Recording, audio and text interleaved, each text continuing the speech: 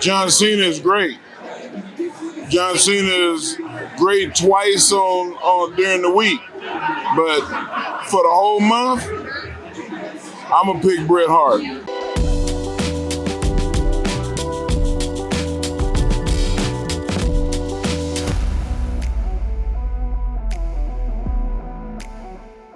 Hello everyone, Bill Apter here at the Icons of Wrestling with my friend Mark Henry. It's great to see you.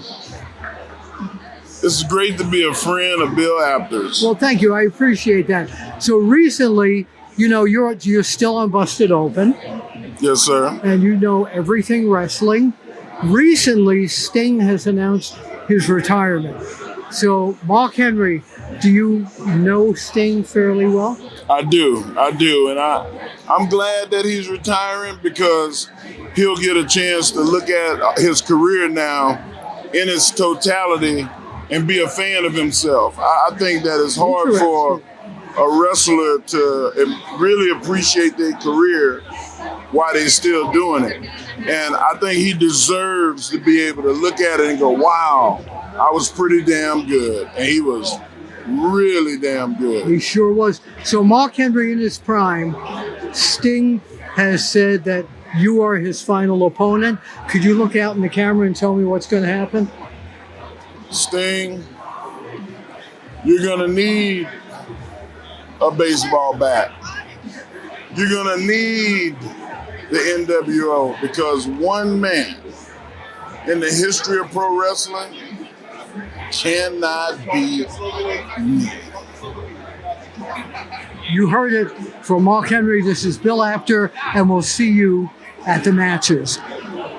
Where can people find you on social media, Mark?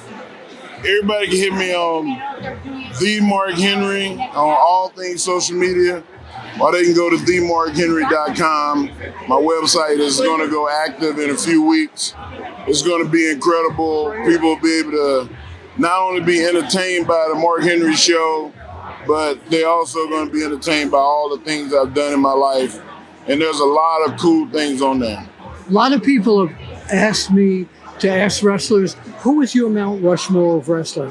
Who are the four guys? Or guys and girl? I no disrespect to the ladies, but, when it comes to pro wrestling, it would be very hard pressed to beat. I got Ric Flair in the first spot, Undertaker in the second spot,